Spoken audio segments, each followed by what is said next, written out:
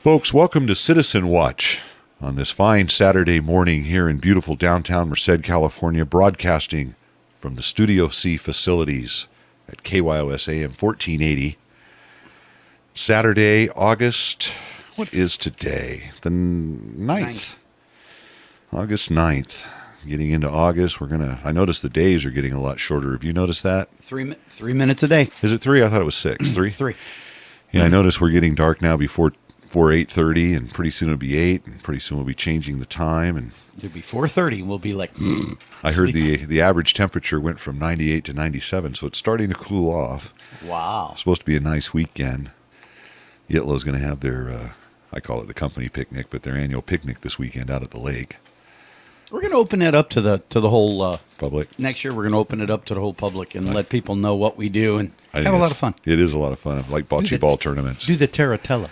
Yeah, they have that down there, but we appreciate folks tuning in to Citizen Watch, to our show. I'm Casey Steed, and of course Robert, the Velvet Sledgehammer Tomasetti, is across from me here today.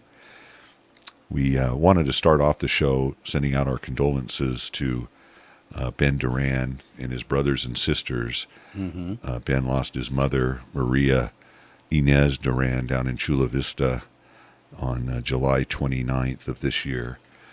Ben is one of 8 children, and he was, of course, the president of the Merced College for many years, did a fine job out there. And his wife is? His wife is Rosemary Parga Duran. I wanted to get that straight. Merced City School Superintendent. That's right, a Merced City School District. So again, we wanted to send our thoughts out to Ben and his family, his brothers and sisters at this time. And I especially like the quote in the obituary where it talked about that she asked the services to be simple and uplifting. And she often said, if you are going to give me flowers, give them to me while I'm alive, not after I'm dead. The folks at the hospice where she was were extraordinary, their assistance with her, and they wanted to thank them for helping. And that's true. You know, we should celebrate while we're here and while we're together, and community and family, and hopefully everybody had a chance this summer to spend time with their kids. I think kids are starting to go back to school now, next week. I know Merced College is starting next week. We talked to one of our... Is that the only obituary you were going to talk about? Famous people. Oh, no, I'm not. You had one that you wanted to talk about. Well, first of all, you wanted to talk about Judge Fretz. Judge Fretz passed away also. I guess that's what he used to say when anybody would say, how are you? He'd go, fantastic. Judge Fretz passed away, but Margaret Jean Tassone, who is Ron Tassone's wife, she passed away. They're out in La Grande, and her daughter is Stephanie Tassone Marchini, which is Jeff Marchini's wife, and they own, they're part owners in the Vista. And Stephanie and Jeff are just great people with their kids, Mark, Nicholas, Francesca, and Marissa. And it's just sad. Yeah. It is life. Mm-hmm. But what I'm amazed at is she was born in 1943. And you know what bugs me is I listen to old music, the Platters and all that stuff my parents had us listen to. They're all gone. Yeah. My dad was born in 1940. He's still here, but we lost my mom. But I mean, you're looking at that generation. Yeah. You start to read the obituaries and you see 1941. Laverne Teixeira, Tony Teixeira. You see Mr. Sousa, 1932, and it starts making you feel old. They call it the greatest generation. Yeah, when they start hitting the 60s, that's when I'm going to start getting a little worried. You only have a couple of years. Yeah, well, as far as when they, I don't mean my 60 years old. I'm talking about when people start dying who were born in 1960s, because that's my decade. But like we say, we just wanted to send out our, born thoughts, in 62? Thoughts and prayers. Yes, 60. I had my birthday the 61. other week. You remember that? No, but you're 61. I'm 62, and my brother Perry's 63, and we can go on and on. Right. So you're 1 year older than me. He's ancient, folks, and his geese are doing wonderfully. If folks missed the article last week in the paper, kids think it's a petting zoo now. They come over. Can we touch your geese? I'm like, hey, they're for watching. Yeah. Yeah, I forgot to set the clock here.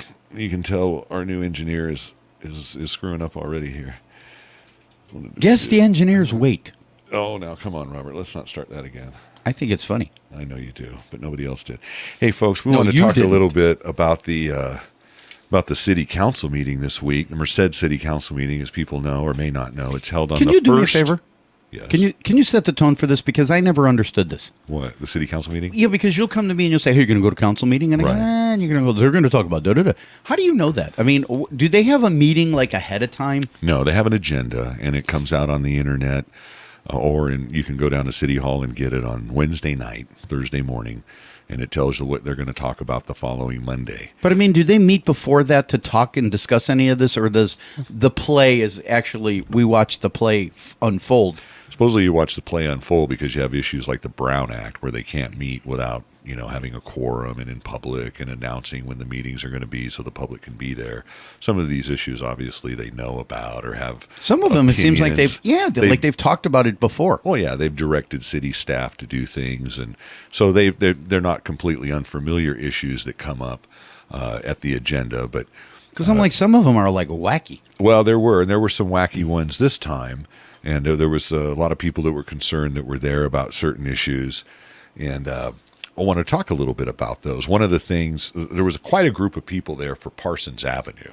Why is that? Because the city was coming out with their priority list, which was discussed later in the night. And we've discussed it on this show that Parsons Avenue is very controversial with the residents that live along there. They don't want to see it go to 4 lanes. They don't want to have their front yards invaded upon. They don't want to see this traffic. They don't want to see the money spent on the bridge, the railroad crossing.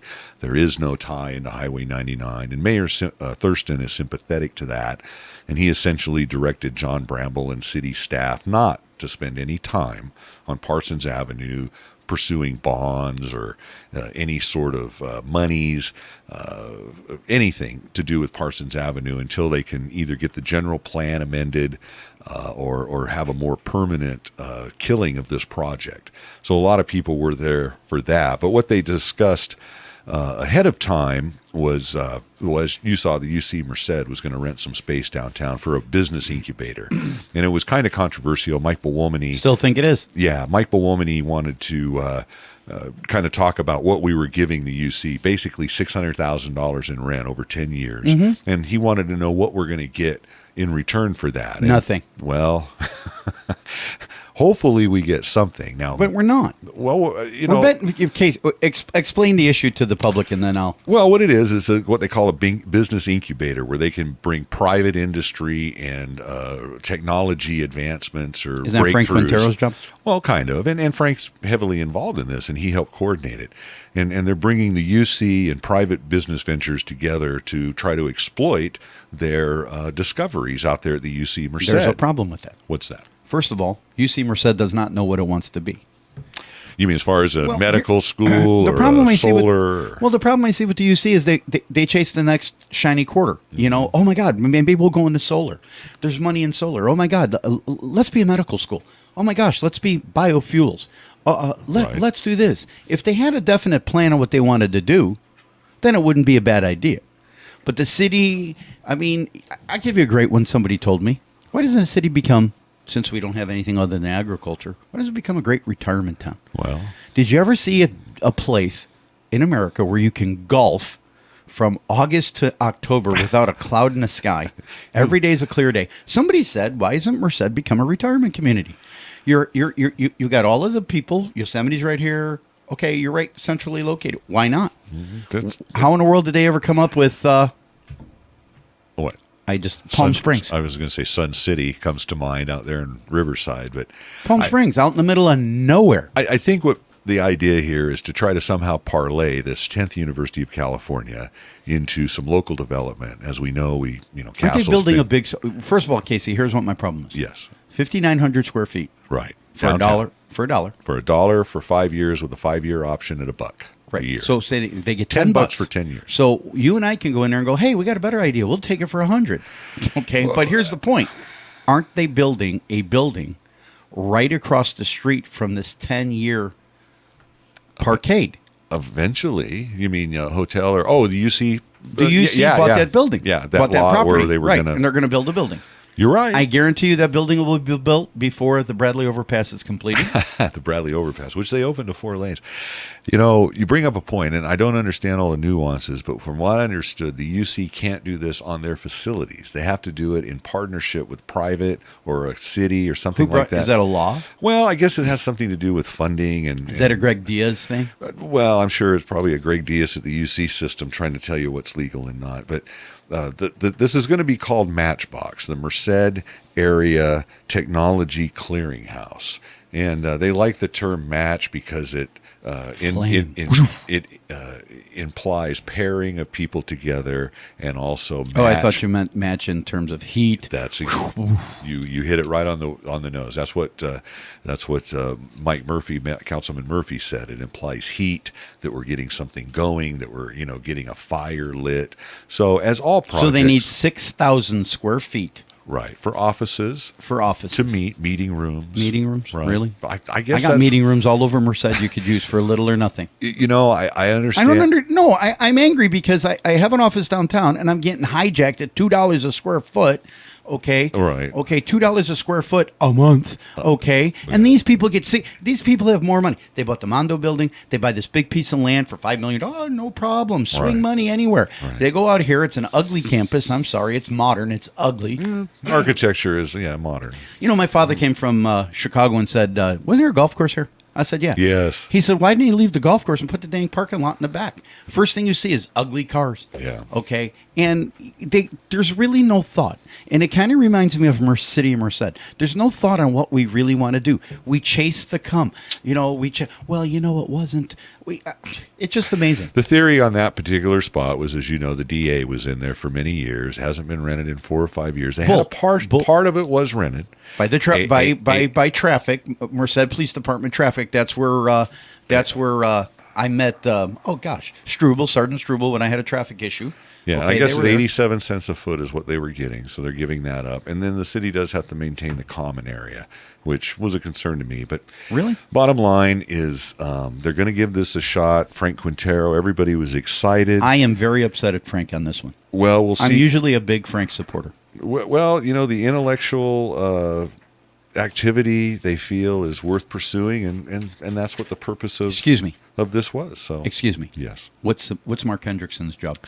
Well, he's economic development for the county. So why doesn't Mark Hendrickson go out and say, "Hey, I got an incubator idea"? Yeah. Well, okay, but you know what? Here's the thing with Mark Hendrickson that just blows me away. What? He was a low-level employee at PG&E. Right. I think he was in the public information area. Right. Public information. How does that equate to you being an economic planner? Well, I guess the idea is that Where do you go to? University of Alameda? Alameda University? Well, that was our famous diploma mill. No, I don't think Mark went to Alameda, but the theory is if you're in public relations, you have a good rapport with the public, your personality is conducive to hopefully striking deals. What? Striking deals with who? You and me? No, like tomorrow we're going to open a Levi's. I mean, come on. I think it's ridiculous. Well, you look at all the businesses that have left, and obviously our retention efforts haven't been too successful in bringing in new businesses. Well, that hasn't been really successful either. So hopefully we can see some progress come up with this incubator. I guess they've done this in Palo Alto. Oh, whoa. What? Stanford. Okay, Stanford. UC I think Merced. San Luis Obispo. Cal Poly. Yes. Do you see a difference? I do. They're more established universities, obviously. Okay, more established universities, more established areas that are thriving. Right. Well, that's true. Okay, Paso Robles is the hottest place going. Okay, because they put all those wineries and stuff down there. What does Merced have? Well, like you say, maybe Castle Air Force retirement community. No, I'm serious. But think about it, Casey, and listeners, really think about this. Our city leaders follow and chase the next rainbow instead of stopping and saying, hey, look, we got a plan. The plan's going to take 20 years. Okay, this is what we want to do. UC Merced has morphed into 4 different things in the last 5 years. They went from a medical school, right, biotech.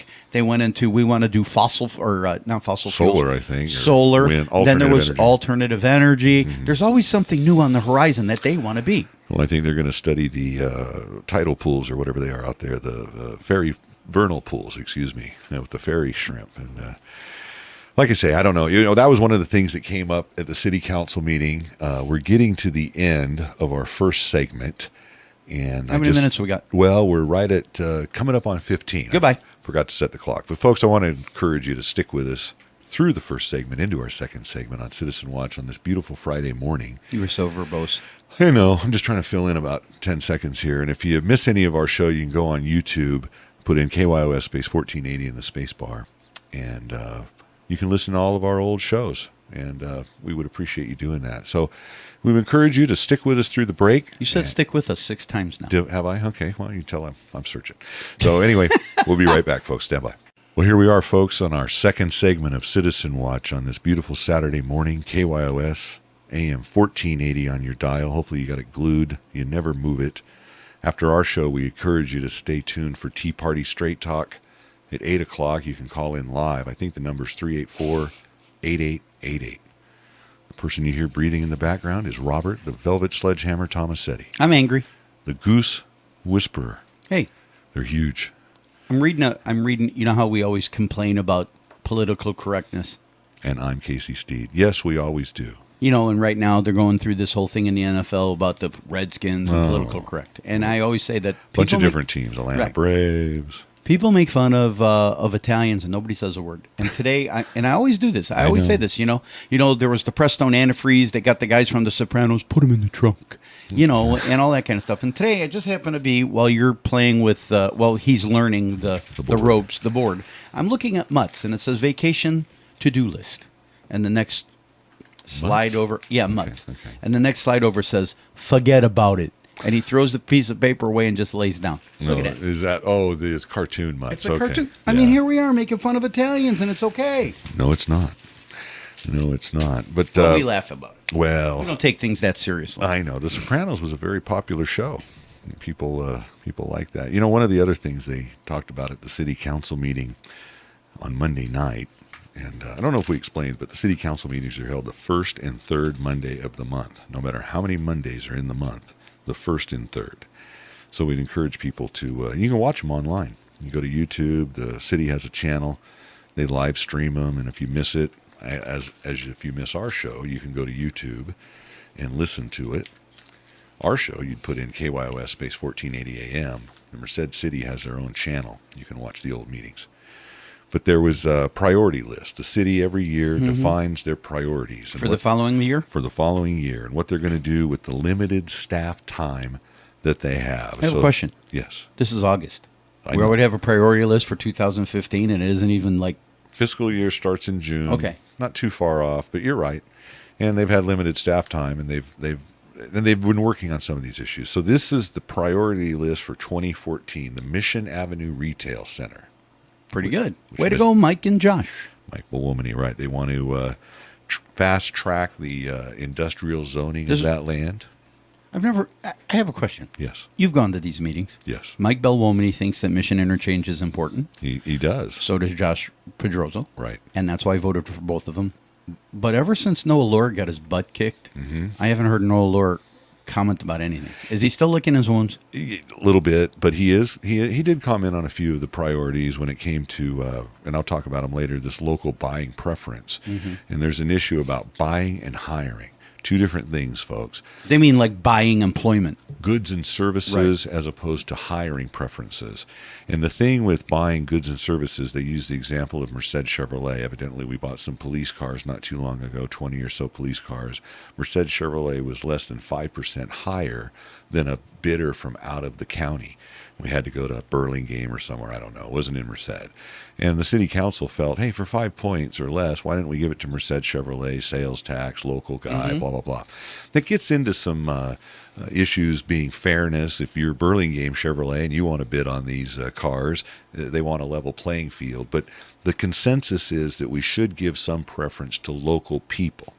And so then how do you continue that? If you give it to a local contractor and they have to hire people, do you also want them to hire local people? And that gets even more restrictive in your employment practices. You know, discrimination. Is the UC in Merced? Yes. Okay, so can they hire people in Merced? Well, see, that's the thing. The UC, they take the low bidder, and I guarantee you a lot of the things happening out there at UC Merced are being done by out-of-state or out-of-town contractors and out-of-state contractors. Anyway, that was one of the priorities. The Mission Avenue Exchange, getting this industrial land zone so that it's shovel-ready, which is what we've heard Mr. Belwomany talk about. We have 3 industrial parks here in Merced. They want to try to promote those. The other thing as wet users for our sewage treatment plant, which you and I talked about a little bit when the Hillmar cheese folks were going to make the powdered milk plant. You and I heard different things that we weren't in competition, but the deal is we do have sewage capacity. We just don't have this pre-treatment capacity. And evidently there are more people interested besides Hillmar. So if we can get this fast track, that might be beneficial to our economic development. County? No, this is city. This is City city? of Merced priorities at the meeting last Monday. What the city council has directed city staff Let me ask you a question. to work on. Yes. Shouldn't they have been worked on this a long time ago? Well, there's some thoughts about that. And when we lose things, just like in a drought, we worry about water. We should worry. What do we hear Swigert say? MID. We should worry about water when there is plenty of water. I'm sick of talking about John Swigert. Okay. Well, anyway, the point is you should worry about things before they become an issue. True. And obviously, business development and some of these things should have been thought It's about like preventive maintenance on your car. before. And using our sewage capacity and not having the pre-treatment capacity in place is foolish, especially when those are the type of agricultural users we need. It wasn't a secret that the state requires this pre-treatment. So why we weren't positioned to be, in I'm a sure- better position? That's. I'm what sure this, Greg Diaz had an opinion on that. Mr. Diaz is leaving for Southern California. Going to be gone in less I'd than. love to. You know what I'd love to do? I'd love to go to city council meeting and say, "Hey, look, you use them you use them as advisors and not as a crutch." And John Bramble seems to use them as a crutch for not following through with things. Well, city attorney said. Well, this is one of the issues I talked about at the city council meeting was I loved it, and you changed the way we do business, and I appreciate this. Everybody, listen. Case. We're on the way. Well, let me just finish up with the priorities. And one of the other priorities was establishing, of course, district elections, which we saw that is now going to be on the November ballot. I know you and I have an opinion on that, but we're going to put it to the voters, see what happens. I agree with it, but I just think how it's being implemented. Yeah, it's like tic-tac-toe board instead of like Mike Bell-Wolman, said, we got 2 from here, 2 from here, 2 from here. Instead of 6 districts with maybe 200 or 300 people voting for a council member, right, or less. And then what you're going to do, you're going to see power politics in play. You're going to see a guy like Noah that'll be in a certain area, and he's going to be locked in. Right. I mean, my name isn't Lore. How in the world am I going to? If I live in that area? Okay, the Muas, the Yangs, the Asian population. How am I? Okay, as right. How am I going to? It's funny, these people that Maldef, who brought this up, talked about hijackers representation, and in actuality, you disenfranchise people. And I've heard that for a city of under 100,000 people, this is not necessarily necessary. Your districts are too small to really have a good consensus. But I'll bet you, Mr. Diaz said, we need to play ball or we're going to have to go to court. And I'm like, Mr. Diaz, aren't you an attorney? They paid him. Go get him. $43,000. I know that's the. Anyway, district elections are one of the priorities. The other priority, of course, is establishing a youth council. And there was a report given by our youths, and one of them was 2 of them. 2 of them are actually going on. 3 actually. One was going on to be a nuclear physicist at Berkeley. Another one was going on to Davis, I believe. And so they. Wait, stop. What kind of toys? What kind of youth program can we give a nuclear physicist? Yeah, well, we give rockets. They didn't have a lot of specifics, but they did talk about the makeup of the youth council, how many people would be on it, GPA limits of people that on it. You have to have a minimum GPA of 2.0 to be on the youth council. You don't necessarily. Well, they figure they want people with a little gray matter, I guess. Yeah, that's fine, but don't we want some of the... Look, you always talk about Sam Rangel and his group, and I'm sure they don't have a 2.0, and I'm sure Mr. Rangel has some input that could be very valuable. Well, this again is... I'm just relaying the rules as they were presented. They want people to be 7 city residents. They're going to have 7 members. They want... Is there an age requirement, or can you and I be on there? Good point. You can be no older than 19, and the theory is if you start off when you're 18 as a senior and you don't graduate and you turn 19. So even though it's for youth, they're including up to 19 till you graduate. So let me get this right. So 16-year-olds are going to dictate what 16-year-olds want.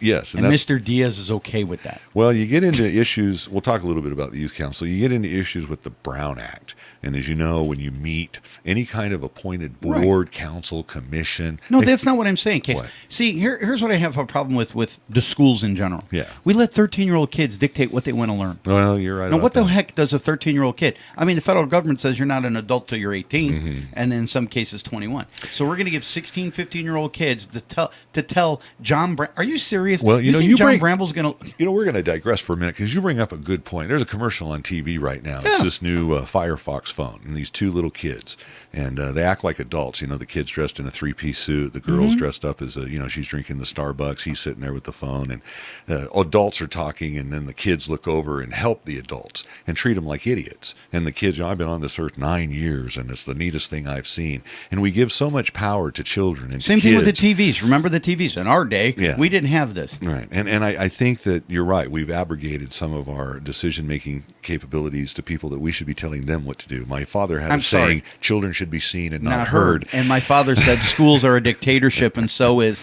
family life. Right. And yet we give kids all this leeway and wiggle room. I mean, are you serious?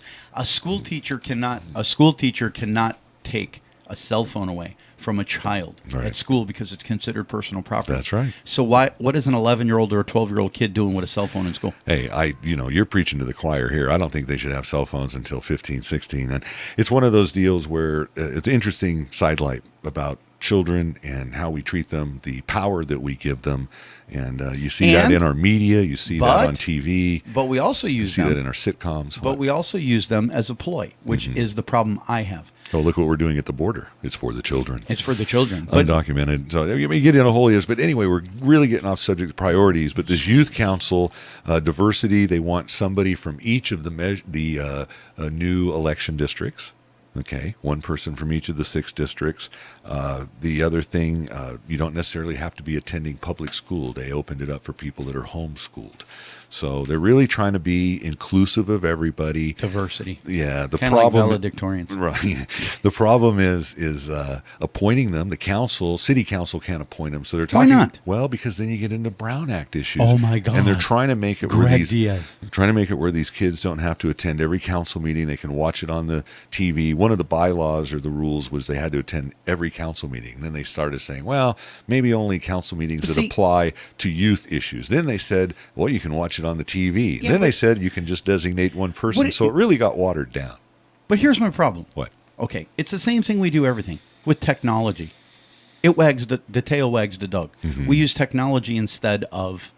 It's like going for a job. I would rather you come into my office with a resume in hand, wearing a suit, making an effort instead of staying home at 12 o'clock at night, eating bonbons or whatever you're eating, playing on the computer and filling out a job app and sending it in. Right. I mean, where is the effort? And then we wonder why we don't get a quality product. Where is the effort? If these kids want to be advisors, they need to show up to a meeting, not sit at home with their buddies, drinking Starbucks or whatever and playing on the computer. I think what they were doing is worried about participation and waning. This issue they've tried. Another interesting thing is we'll go out Where's the with money? this segment. Well, that's what I'm talking about. Mayor Thurston, as you know, they allotted $25,000 last year to this youth council. Turns out they spent $12,500 of that roughly on pizzas and staff time to get us to where we are now. Now, that would lead you to believe there was a balance of $12,500 from last year. This year, they put in $12,500 in the budget for the youth council. Mayor Thurston, using his simple math, said there's 12.5 and 12.5 is 25,000. Bramble said, no, there's not. It's only 12.5. Mayor Thurston goes, well, the mayor said, what did you do with the 12.5 from last year? Well, we put it back in the general fund. So I think that was Johnny probably went on a trip somewhere. well, maybe Mr. Bramble had some expenses. No, but here's the jobbing of it. It's crazy. for the kids. Yeah. It's for the kids. And it And wasn't. Bramble spent $12,500 on pizzas. And Mike Conway and his group over at Parks and Rec coordinated this effort, and the staff time was billable. They talked about getting a consultant at one time doing this. Remember that? Spending the whole $25,000 on a consultant. But they did spend the whole $25,000 on a consultant. Kind of. Exactly. And the point is this is the kind of fuzzy math and job situation that just annoys me. You're right. Because what we do is we parade the kids around. It's for the kids. We're giving kids 3 square meals a day at the schools. It's for the kids. It's for the kids. It's for the kids. There's I a whole know. thing on here. There's a whole thing in the paper about health. a young lady from LeGrand. It's about the kids. Here's how we make the kids better. Well, Miss Grassley. Where is the parent? Where are the parents? I'm paying for. I'm 53 years old. I'm paying for city council to use money for pizzas and whatever. I'm sure Mr. Conway chugged down a couple of pizzas. Probably had a slice. Okay. The whole point is it's self-serving. All right. No, If I I'm agree. Parks and Recs guy and I'm making $90,000 a year, my job is to go to this meeting and perform my duties. My job isn't sit there, to how I can nickel and dime people to death. I think we've all agreed that Tony Slayton probably knows better how to do youth in this county than anybody. And I know there's other people, Sam Rangel, some other organizations. But anyway, that was one of the things. Coming up to the end of our second segment. $12,500 of pizzas. And staff time. If they went to, how many pizzas? I'm going to figure that out. That's a lot of You know pizzas, man. You know how many pizzas? A lot of pies. If you went to Pan Pan, Little Right. Caesars, at $3.99 a pizza, because kids don't care the taste of the pizza. They want pizza. Well, they weren't real fancy pizzas. I'm sure they didn't come from Pizza Villa. I went to one meeting, and I can tell you that it Was it cardboard with pepperoni on it? Yeah, well, just say it if they were, 10,000 a pizza or $10 a pizza, that's 1,200 pizzas. That's a lot of pizza, folks. We're out of time on our second segment. Got to go to a break. We encourage you to stick with us on Citizen Watch. We'll be back with our third and final segment here on this Saturday morning, or potentially Saturday afternoon. Our show airs at 7 a.m. and 7 p.m. So we encourage you to stick with us through the break. We'll be right back on KYOS AM 1480. Folks, here we are back with segment 3, our final segment on Citizen Watch. Mine was good. It was pretty good. Too bad I cut it out. Anyway, we're here on Saturday morning, all about you. August 9th, 2014. Our third and final segment. I think I said that on Hey, Citizen historically, Watch. 1480 AM. Is today I want to know, is today the anniversary of one of the nuclear bombings of a Japanese town? I don't know. You know history better than I do. I think it is today. When you say today, August 9th. One was Hiroshima and the other one was Nagasaki. They were 3 days apart, or one was, I think, the 6th and the 9th. Mm-hmm. I know the last surviving member of the Enola Gay passed away. Yes, he did. A couple of weeks ago. That's a good book by Paul Tibbets. Yeah, I don't think it was Mr. Tibbets. I think it was a co-pilot. But Enola Gay is named after what? His mother. Paul Tibbets' mother. That's right. I remember that. Folks, one of the things, we're kind of just doing a recap on the city council meeting. No, but tell how you changed. Hey, come on, guys. I am.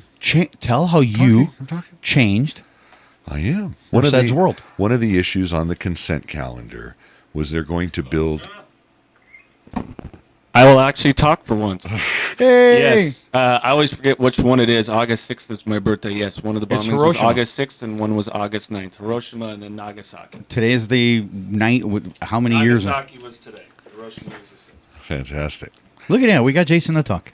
Yes, we did. And that's an accomplishment. Robert's been trying to do that for 2 months. Anyway, folks, on the consent calendar, which are items that they typically just approve, there's really not much discussion unless somebody pulls an item. One of the items up for approval was a new lab building at the sewage plant where they have to test the different chemicals or whatever they do in a lab building. The building is going to cost $3 million to build, which I really don't have a problem with the building or the contract or anything. But what I'm concerned about, and have talked before at the city council, is the contracting practices of the city. But first of all, let people know that you are an electrical contractor. Yeah, so I'm a contractor. Other than a fantastic other than a radio show personality. host. Yeah. Anyway, I've been contracting for many years. Did the prison in Coalinga a few years, 90s. Anyway, typically on contracts you have a 10% contingency, change orders, things like that. The city of Merced has been contracting with a 25% contingency or change orders before they have to go to city council for approval. $800,000. Well, if you take a $3 million job, that's $750,000 in change orders that could potentially be approved without any city council approval. So in other words, I bid a project for $3 million, and then I put in all these other change orders, so my project ends up being $3.75 million, right, and it blew away the competition. Well, yeah, the competition on this job, the next bidder was 3.3. So we did get a pretty good deal at $3 million. But it's just the practices of the city. I think the council should be the watchdog on how we spend money. We look at dimes so many times with youth and other areas. And give away quarters. And here we are giving away $750,000 carte blanche on change orders.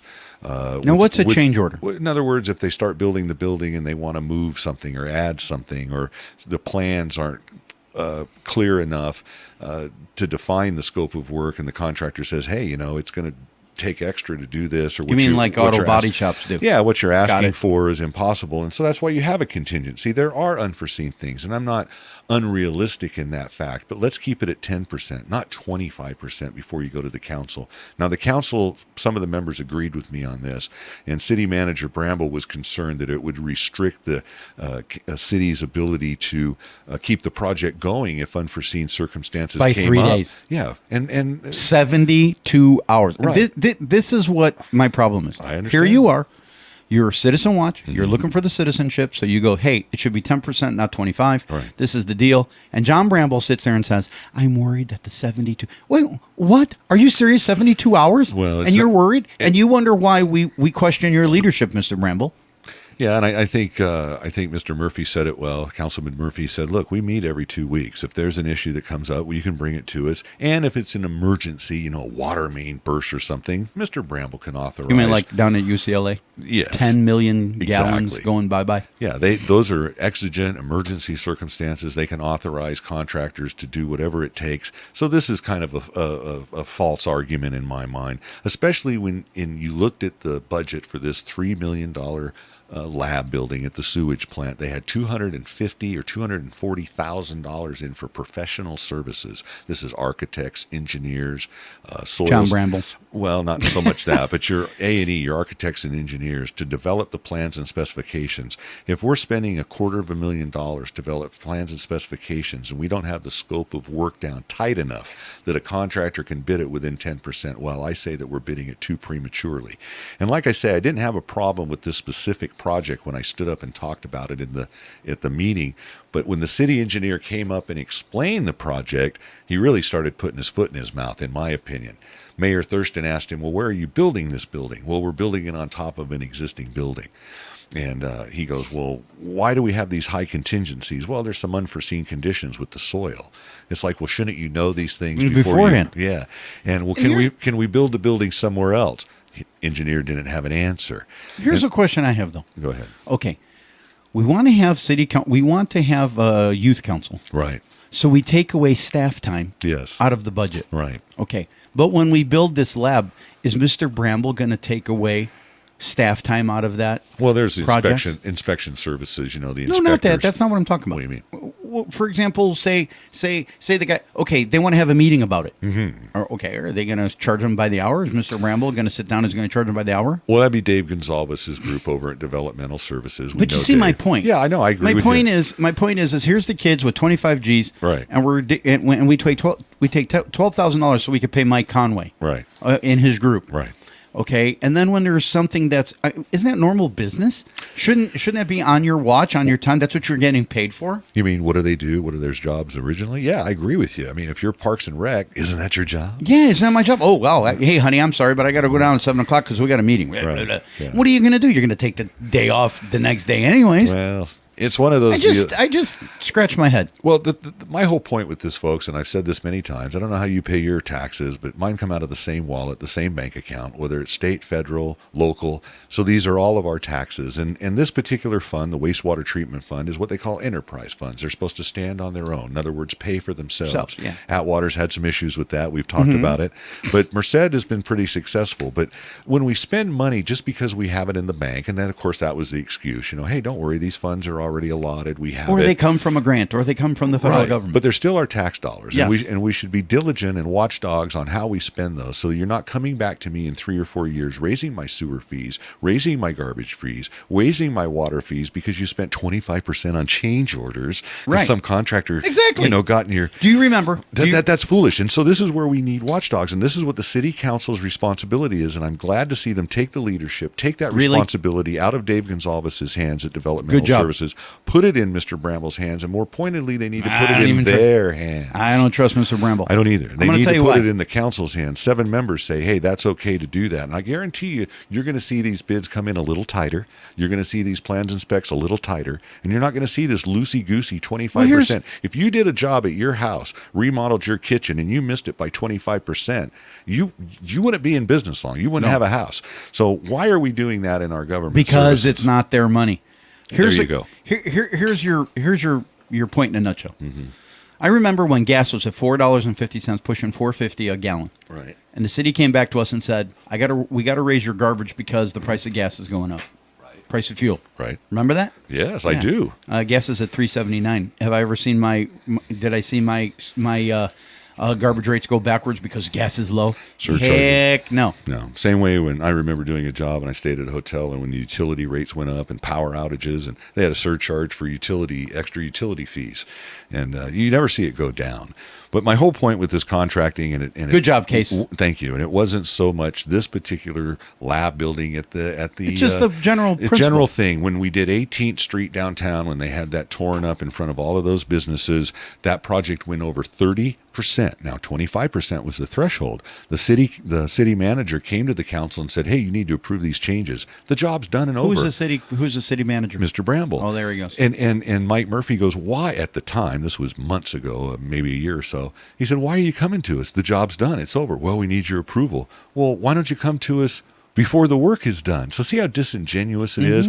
G Street Underpass. And John Bramble knows what it is. G Street Underpass job went over 40%. Now, I agree they made some traffic signals and some changes there, which were beneficial. And necessary. But change orders, I can tell you, being a contractor, the value you get. Didn't you say a guy bought a boat once on change orders?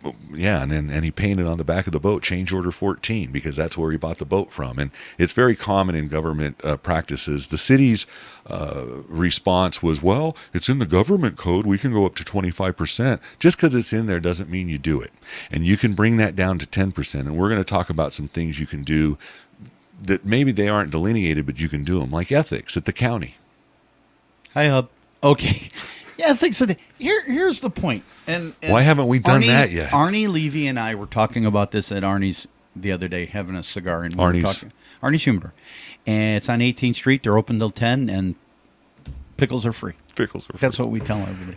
But anyways, what happened with Arnie, we were sitting there talking, and it came out, and I said, isn't it great? Look at Hub, man. He's leading. We'll tell people what came out. What came out is Hub Walsh came out in the newspaper, and he said that what they're going to do is they're going to define some ethics, and that what they want to do is they want to make sure that the county supervisors use a code of ethics. First of all, Arnie said, "Well, why is Hub saying that?" And I go, "What do you mean?" And he goes, "First of all, what's going on down there that's unethical in order for somebody's eye to be cut, that we need ethics." Right. Second of all, Arnie says, I try to live my life by ethics. I try to run my business with a code of ethics. Don't you?